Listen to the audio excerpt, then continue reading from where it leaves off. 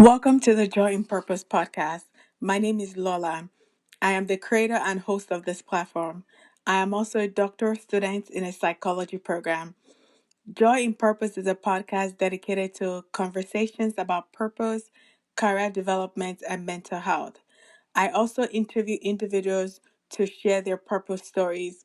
In today's episode, Kenny, my brother, will share his career journey and how he helps individuals who are undergoing career transitions.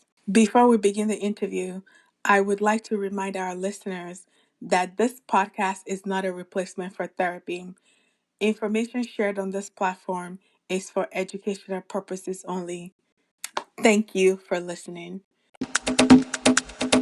Welcome, Kenny, to the show. I'm really excited that you decided to join us to talk about career decision on the show. We like to get to know our guests. So I have a question to ask you because we just like to know people on a more personal level on this platform. Where were you born? I was born in Nigeria, Lagos to be precise. Yeah, and how old were you when you came to the United States? I was 8 years old when we came to the US. That's really really young. What was your favorite part about your childhood, whether it was in Nigeria or in the United States? Like your favorite memory from your childhood? I think my favorite memory, and there's a lot, has to be going to the village to see my grandparents. It was just an experience that I can't imagine. It's so different from the city life, but the food, the suya, um, just kind of like walking around like unfinished houses back then was fun. So I think that was definitely one of my favorite memories. Oh, that's good. I like that your favorite memory is in Nigeria because they're just I think that those childhood memories influence us one way or another, and the fact that your upbringing is still part of like it probably inspires you one way or another. So thank you for sharing that. So tell us about a time when you discovered your passion, like whether it was when you were a child or as an adult. Was it could be like a particular activity that you were doing that you were like, I really like this. Maybe I can pursue a career in this. Is there any time that you can remember where you're like, this is my passion. I like this and I can do it long term? That's a great question. I would say the time when I discovered my passion actually was recently last year Nice. that I discovered that I always wanted to help people. Um, I didn't realize that years before when I was helping people with their resume, it was actually my passion because I did it out of the kindness of my heart and I didn't think anything of it because I was just helping my friends. Um, Hmm. and then um, later on last year in August, when I decided to make it into a business, that was when I realized that it could be something even more than that. And then I discovered that it actually was impacting people um, more than I ever imagined.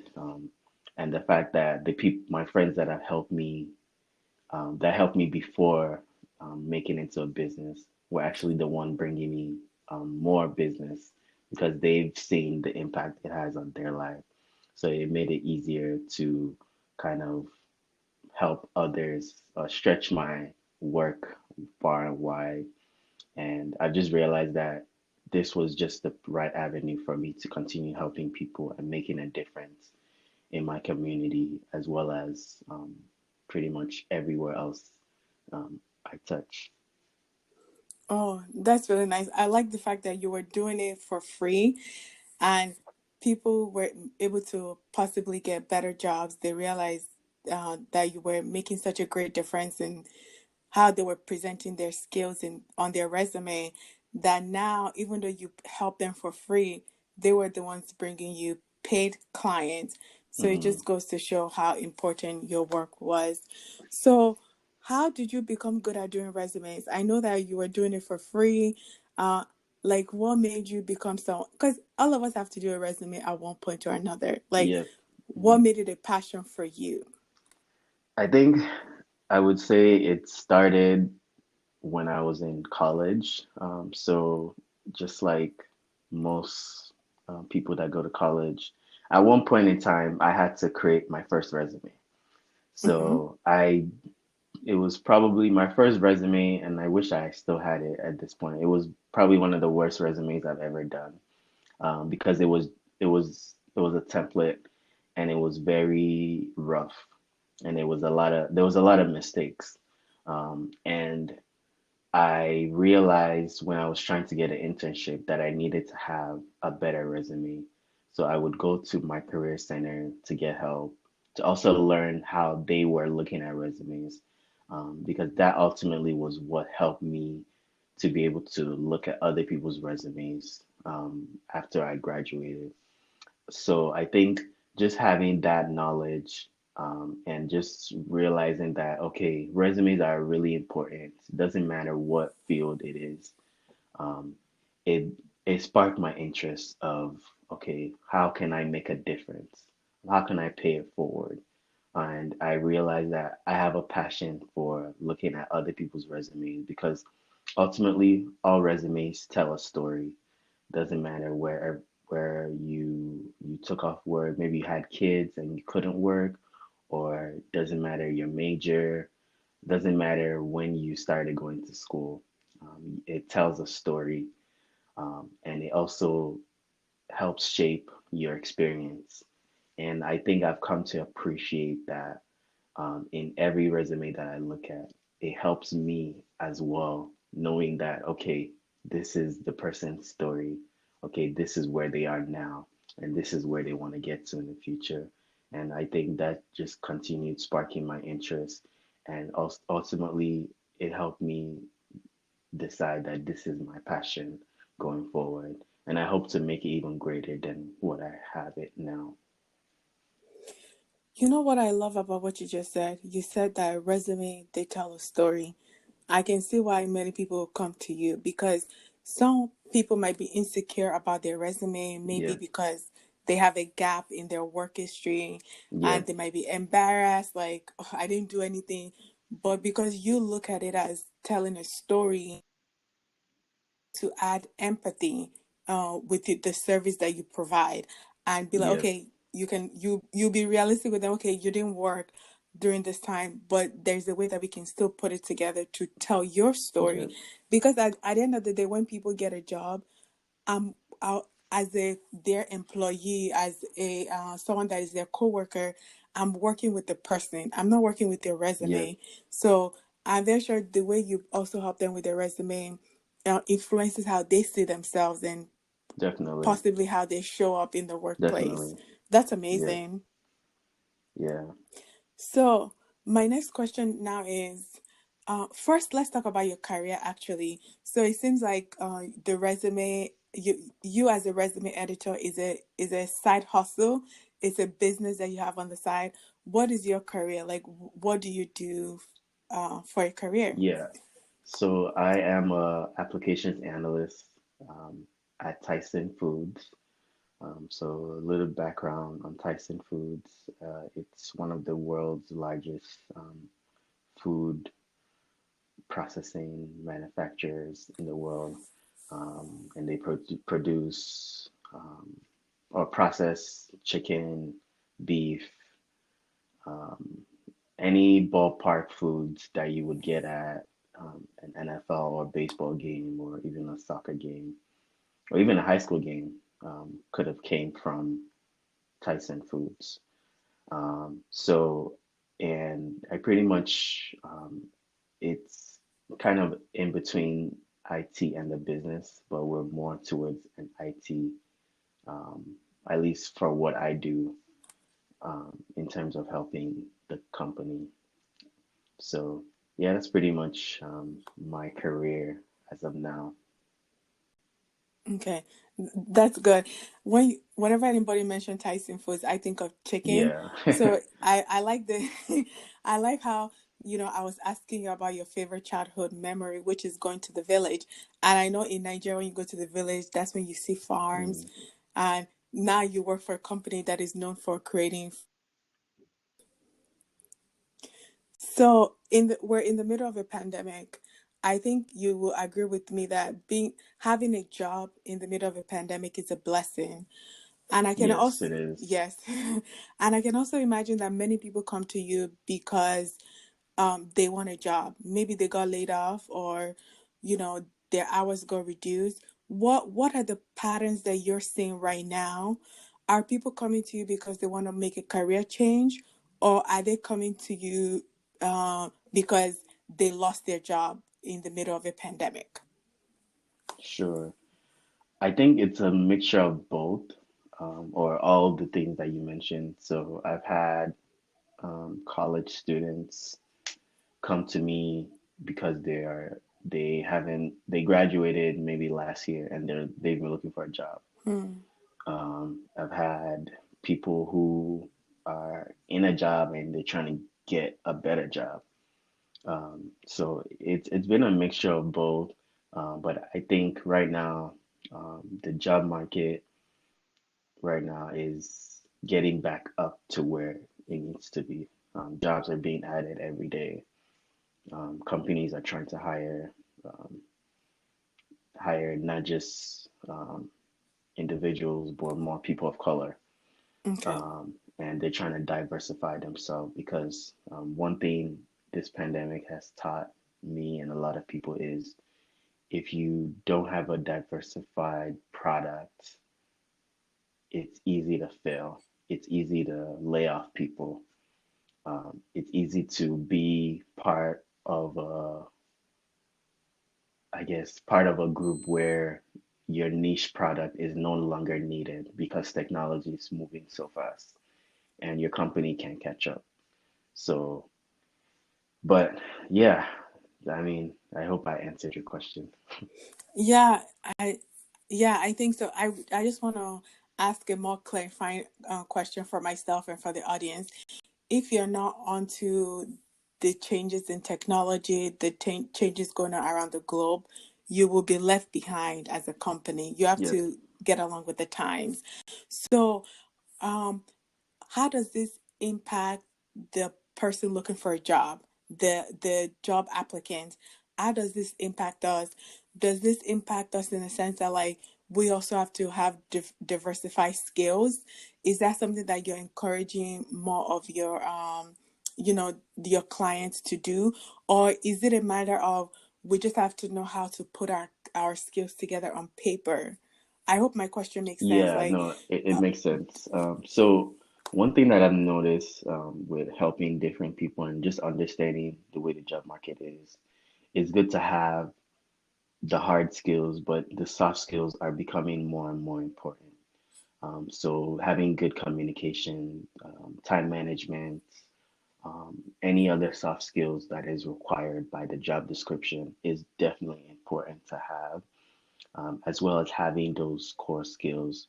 Because nowadays, not that education is not important, but it's becoming less and less irrelevant to get the job done because most companies realize that, especially in the IT industry, you don't necessarily need a bachelor's to do your job. Most times, all you need is having that certification, having those soft skills, which is needed. Just because you can have someone who has their master's or bachelor's in a particular field, but that isn't automatically translate to them getting the job done. That doesn't mean that they have all the necessary skills to get that job done. But it just means that as an applicant, you have to realize, okay, what skills do I have? You want to diversify yourself, your experiences, and not just put it on paper, but be verbally able to kind of explain or describe yourself in a way. Because companies don't want a robot. They want an ideal candidate, but they also want a candidate that fits in with their culture. Is very important. A lot of companies they're realizing that, okay, we need to change our culture. We need to be and practice diversity. Um, and I've been hearing this word equity a lot. So Mm-hmm. companies realize that diversity is what grows a company, not just diversity in people, diversity in ideas. And if you can bring that to the table as an applicant, it makes it easy for you to fit in with the company and be there long term and be able to move up the way you want to, not just the way the company wants you to do it. So that's kind of what I've been seeing as well. And just being able to explain to my clients that, okay, I know you want this, but have you thought about going about it this way? One fun thing that I try to do for everyone I help is have an hobbies and interests section in your resume, because you don't want it to be like you're a robot. You want to stick out and not just, oh, I have the experience, but oh, I have like interesting things about my life, and that's where work life balance comes in, and to be able to know that, okay, I do all these things outside of work, but it also makes me the ideal candidate to fit in with your culture. Yeah. Okay. I like that. And I feel like that kind of goes along with the soft skills that you're also talking Mm-hmm. about. So, like, let's say you're applying for a particular job, you have the certification, you have the Yep. education.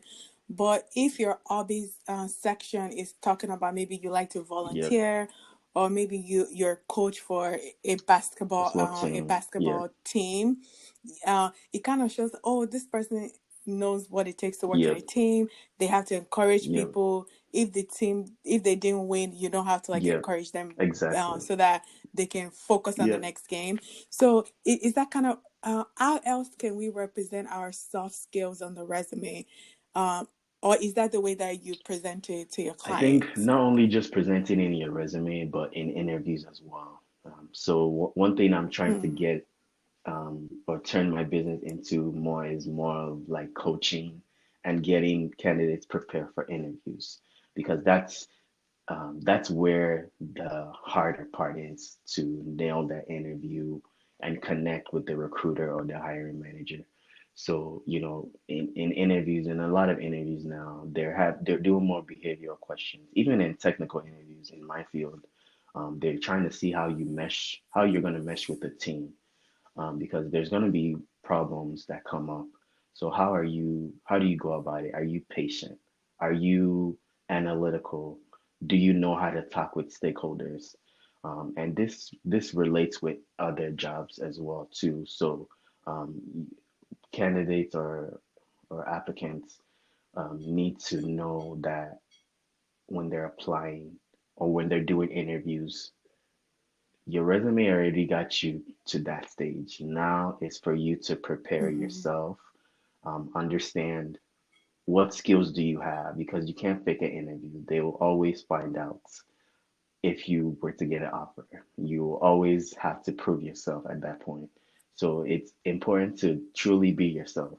It's very cliche to say that, but you have to be yourself. If they like you, you'll get the offer.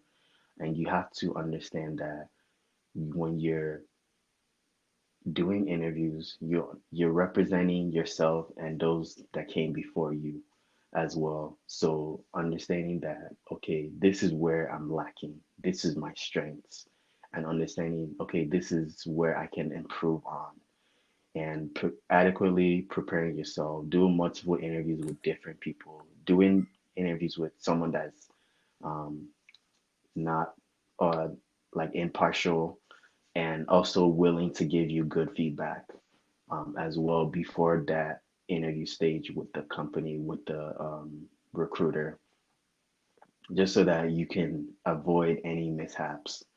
And also with interviews, it's crucial to network.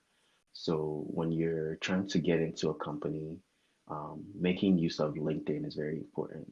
I've learned over the past few months, just reaching out, sending someone that works at that company or that specific role a message on LinkedIn like, hey, I'm currently interviewing for this role. Do you have any tips? Because that way, that will give you a better insight on the company. With LinkedIn, it's important to use it as a networking tool to be able to get a better insight on the company. So when you're applying for a job or when you're even about to get to the interview stage, it doesn't matter when, reaching out to somebody that works at the company or that specific role is crucial. You know, sending them a message. You can Google how to send somebody a message. I've even saved many. I've saved many LinkedIn posts of how to reach out to people that you don't know on LinkedIn, just to show your interest and also be able to network with them, for your own benefit. Because at the end of the day, your network is your net worth. So you have to be able to get out of your comfort zone and send that message and not be, stuck in your ways. Because most times people have gotten jobs by just networking and doing the bare minimum that most people would be like, oh, that's doing too much. Because what you're not Hmm. doing, a candidate is doing that to get to that job, to get there. And that's why you find it when some people move over from company or want to move up, they find it easy because they've already networked. They've already made that steps to network with the right people. So when they want to move up, they have that feedback. They have that, like, oh, this person is good. So I want you to move him up to the next ladder. Or I want you to give him this job. So, having those connections also makes things easier when it comes down to interviews. But that's pretty much what I've learned and what I've told my clients, also friends as well. Oh, that I like that, and I also like that you're moving your company not just from your work as a resume editor, but to coaching people, and that leads me to my next question: what are the challenges that your clients often encounter? Is it that they're lacking in confidence? Is it that they need to get another certification to help with the job search? What kind of challenges do you see that people are struggling with that is preventing them from getting their dream I job? think one thing that I've noticed as a pattern is not having enough information on their resume. So when I first started, um, some people just thought I would pull the information out of my head and on paper. So I've had to realize and honest, honestly know myself better to be able to keep it straightforward with everyone I've worked with. Because sometimes most people need the hard truth. You can't baby them when it comes to transforming their lives, which is what it is when you're trying to change jobs or you're trying to get into an industry. So just kind of telling them that everything that you've done up to this point needs to be on paper, and we will work with you to change that and make it more concise, either for a resume or for a CV. So I think that's one of the biggest challenge, when it comes to writing resumes. Most people don't have all the information needed on their resume. So it makes it hard to make a resume. So I usually have a meeting with them first, even when they do send me their resume, to just kind of understand what they want, and it also helps me analyze the Mm-hmm. resume even deeper than just, surface level or just seeing their resume, because we can go through it in a more detailed level, and I can then realize, okay, they need more of this, or okay, they need more projects, or they need more, tell me more about this job specifically, or just, even something as simple as hobbies and interests. A lot of people don't have it because they feel like they have to be a robot when they go into work. And it's not necessarily the case. In a lot of companies, they have great cultures.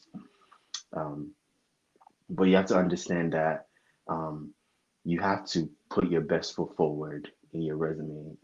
I always say your resume is packaging before you actually get to the interview. So I always tell people that if you don't package yourself well, the company will tell. And if you do package it well, they can tell as well. So knowing how to put together your resume and giving me and my company the right information to be able to create the best resume for you makes it easier to get to that next stage. Um, with this, some Mhm. successes that I've seen, it's with having a great resume and also doing great interviews with I've gotten a lot of responses recently of my clients getting offers or getting interviews based on the resume that my company created for these clients. And I've seen that these clients, one of the characteristics that I've seen is they have great confidence when it comes to interviews. You have to get out of your comfort zone. It's kind of like you're becoming a new person, but you're not changing yourself in a way. You're just kind of activating a switch in your body that says interview. It's interview mode. You're activating that and you're ready. And it's not that you're going to be perfect throughout that interview, but you prepare yourself. You have that confidence to be able to know that my skills are up to date. I can be able to verbally explain that to the recruiter or the hiring manager, and they will see the, I guess you could say they could see the glory of God in you when you're doing that interview because they know that you're confident in your abilities and they see that on paper and they feel that you're capable of doing the job that you applied for.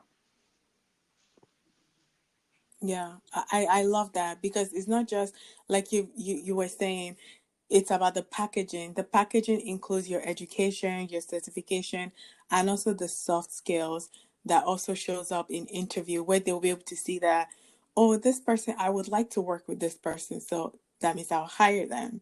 So I really like that.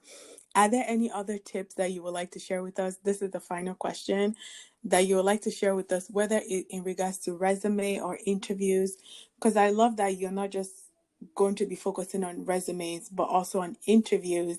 And another thing that I love that you shared is that, like, on resume, it's important, like, the resume editor has a job to do, but we also have to like provide the information about our jobs, about our roles, so that it will help. They'll have more materials to work with to make the resume the best resume that it can be.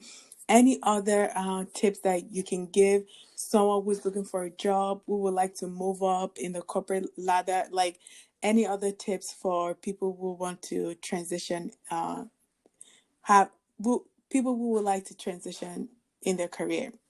So my few tips for anyone in the industry or anyone trying to change careers would be when you're applying, make sure you try and optimize your resume to the job description. So adding those keywords in your resume, those soft skills, those hard skills, making sure that your skills are shown in your resume.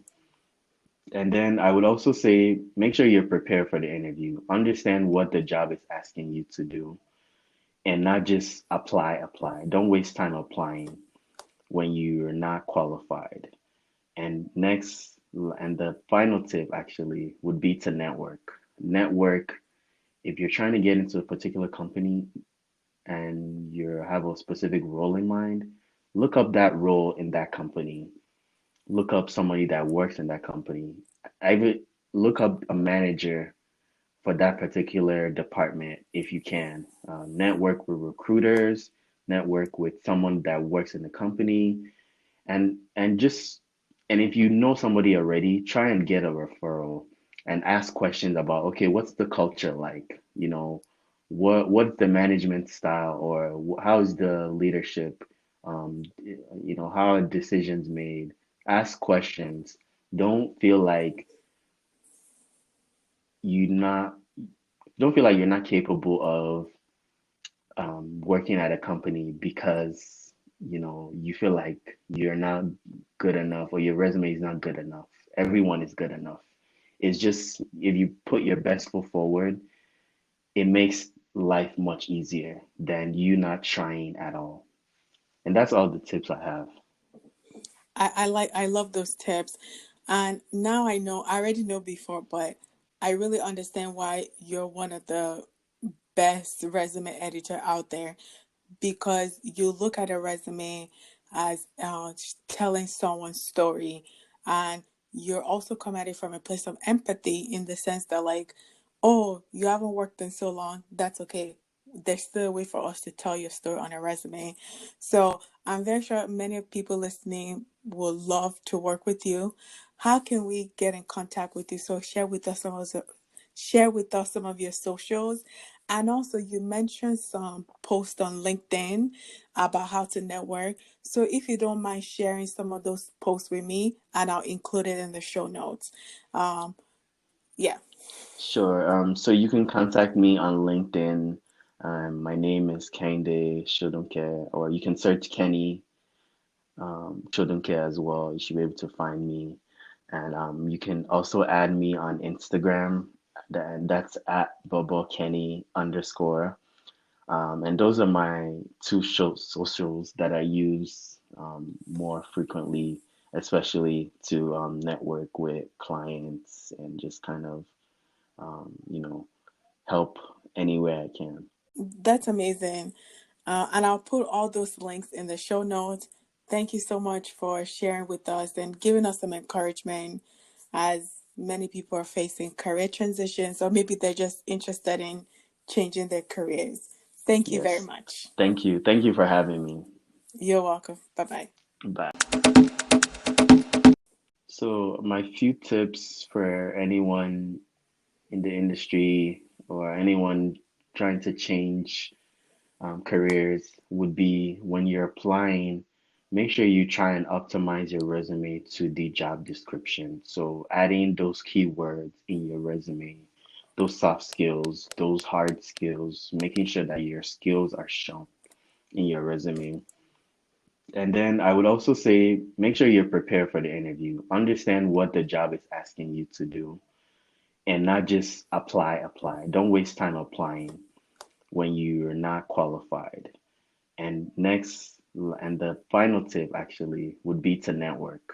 Network, if you're trying to get into a particular company and you have a specific role in mind, look up that role in that company.